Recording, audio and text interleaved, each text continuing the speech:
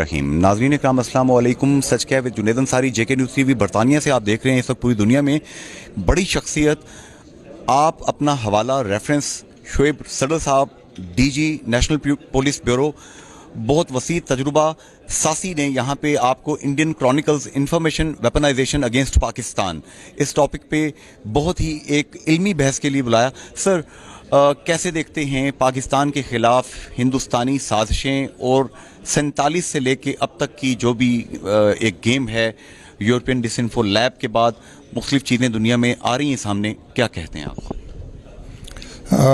देखें, ये जो उनका इंडियंस का 15 साल का अनरेवल हुआ है कि किस तरह से वो पाकिस्तान के ख़िलाफ़ एक फेक न्यूज़ के ज़रिए प्रोपेगेंडा लॉन्च किया हुआ था उन्होंने, और जो लोग इवन कब्र में हैं उनको भी रिस्ट्रक्ट किया हुआ था। बेशुमार NGOs जो ख़त्म हो चुकी हैं, लेकिन चूँकि उनकी रजिस्ट्रेशन अभी पड़ी हुई है कहीं, उनको सामने रख लिया और उनके प्लेटफॉर्म से वो बेशुमार एक्टिविटी जो है अगेंस्ट पाकिस्तान जनरेट करते रहे। और ख़ास तौर पे ये जो दो जगह हैं, एक जेनीवा जहाँ के UN की ह्यूमन राइट्स काउंसिल है, जिसमें पाकिस्तान को काफ़ी सालों से इंडिया बहुत बुरी तरह से उधर लताड़ रहा था कि भाई इनके ह्यूमन राइट्स की जो वायलेशंस है बहुत ज़्यादा है और ये है वो है। और तो इस तरह ब्रसल्स में आपको पता ही है कि यूरोपियन यूनियन का हेडक्वार्टर है वो, तो वहाँ कुछ जो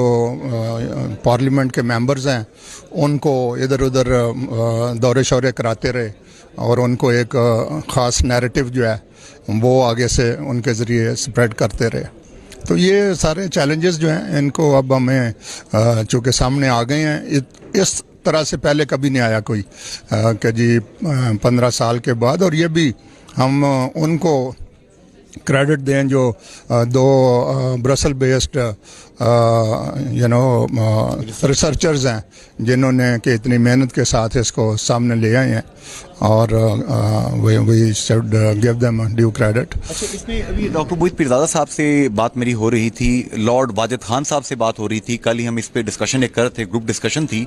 इन साहिबान का ये कहना था कि ये पाकिस्तान के पास एक सुनहरी मौका है कि इस चीज़ को अपनी एम्बेसीज के ज़रिए, फॉरेन ऑफिस के ज़रिए दुनिया में प्लीड करे। आप क्या समझते हैं? एब्सोल्युटली, नॉट ओनली के सारी हमारी एम्बेसीज जो हैं उनको दुनिया भर में इसको बड़ा अग्रेसिवली इस कैंपेन को और इस डिप्लोमेसी को आगे बढ़ाना चाहिए। बल्कि हमें ये जो मल्टीलैटरल ऑर्गेनाइजेशंस हैं, लाइक UN है, लाइक EU है, लाइक इवन कॉमनवेल्थ है, जो भी प्लेटफॉर्म अवेलेबल है, हमें उस पर बताना चाहिए कि ये देखें जी, ये एक इंक्वायरी रिपोर्ट है जिसमें हमारा कोई सिलसिला नहीं है। ये उसी तरह के जैसे वो पनामा वाले केसेस थे कि ऐसे बिल्कुल, तो ना उनका कोई पाकिस्तान से ताल्लुक़ है ना कोई बात है, और उन्होंने एक एक चीज़ जो है उसको आइडेंटिफाई किया है। सदर साहब, डॉक्टर मोहित का ये एक बाकायदा तजज़िया था, उनका ये कहना था कि ये जितना भी सिलसिला है ये फैटफ पाकिस्तान को फैटफ में ग्रे लिस्ट, ब्लैक लिस्ट की तरफ ले जाने का ये इंडिया का एक प्लान था कश्मीर के हवाले से कि पाकिस्तान को अंडर प्रेशर करे। आखिरी बात इस पर क्या कहें? नहीं, वो देखें, फैटफ तो अभी मोर रिसेंटली सामने आया है ना, ये तो 15 साल से लगे हुए थे।